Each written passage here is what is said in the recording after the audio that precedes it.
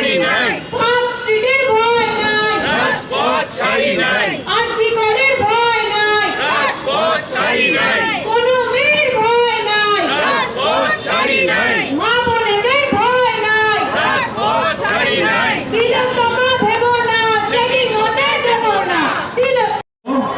17 তারিখ থেকে আমাদের অবস্থান আমরা শুরু করতে পারিনি। শেষ অবধি কোর্টের আদেশ নিয়ে আমাদের এখানে অবস্থান শুরু করতে হয়। অবস্থান শুরু করার পরে কোর্ট আমাদের অর্ডার দিয়েছিল 20 তারিখ থেকে 26 তারিখ অবধি অবস্থান করার। সেই অবস্থানকে আমরা যখন বাড়াতে চাই যখন পুলিশের কাছে জানাই, আবার পুলিশ তখন বাধা দেয়। এবারও আমরা আবারও কোর্টের কাছে যাই এবং কোর্ট আমাদের অনুমতি দেয় 31 তারিখ অবধি, অর্থাৎ আগামীকাল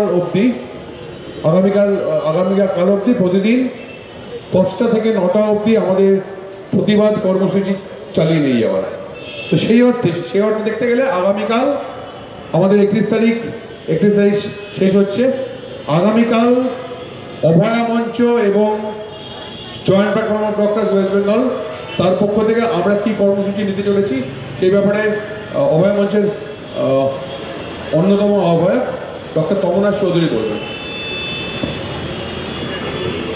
আপনারা দেখেছেন যে আমরা অভয়া মঞ্চের যে সহযোগী সংগঠনের প্রতিনিধিদের নিয়ে আমরা একটি আলোচনা করেছি এবং আমরা এই বিশ্বাসে পৌঁছেছি এবং এই সিদ্ধান্তে পৌঁছেছি যে আমাদের প্রতিবাদের অধিকার আমরা প্রতিষ্ঠা করতে পেরেছি। আমরা এই মেট্রো চ্যানেলে যেখানে আমরা ধর্ণা দেবো বলেছিলাম, যেখানে অতীতে অনেক ধর্ণা হয়েছে, তাও এই সরকার এবং পুলিশ যত রকমভাবে পারে আমাদের ধর্ণা আটকাবার চেষ্টা করেছিল, কিন্তু আমরা উচ্চ ন্যায়ালয়ের আদেশ বলে চ্যানেলে এবং আমরা আজ 30 তারিখ দাঁড়িয়ে অভয়া মঞ্চ এবং জয়েন্ট প্ল্যাটফর্ম অফ ডক্টরসের পক্ষ থেকে এই কথা সারা রাজ্যের মানুষের কাছে বলতে চাই, আগামীকাল আমাদের ধর্নার হাইকোর্টের আদেশের কারণে শেষ দিন, কিন্তু এমনও হতে পারে আমরা এতদিন আইন শৃঙ্খলা মেনে এই আন্দোলন করছি, আমাদের এই 24 ঘন্টা সময়ের মধ্যে সরকার যদি মনে করে যে আমাদের কোনো দাবি তাদের কাছে গ্রহণযোগ্য নয়, এমনও হতে পারে যে আমরা আরো বৃহত্তর কোনো আন্দোলনে যাব এবং সেই কথা আজকে আমাদের অভয়া মঞ্চের তরফ থেকে, জয়েন্ট প্ল্যাটফর্ম অফ ডক্টরসের তরফ থেকে আমরা এটুকু সিদ্ধান্ত করেছি যে আগামীকাল এখানে আমাদের সমস্ত সহযোগী সংগঠনের প্রতিনিধিরা আসবেন, তাদের সদস্যরা আসবেন।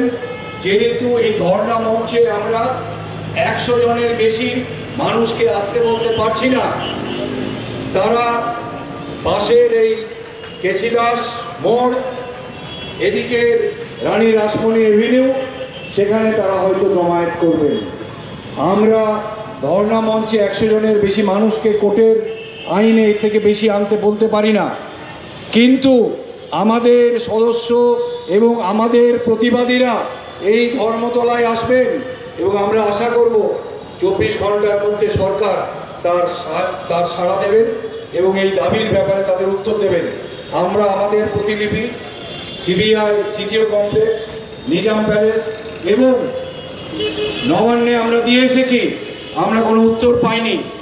আমরা বেশি দিন উত্তর না পেয়ে নিরুত্তর থাকবো না, আমাদের আন্দোলন হয়তো অনেক বৃহত্তর জায়গায় যাবে। আগামীকাল আমাদের যে ধর্নার আইনগতভাবে শেষ আছে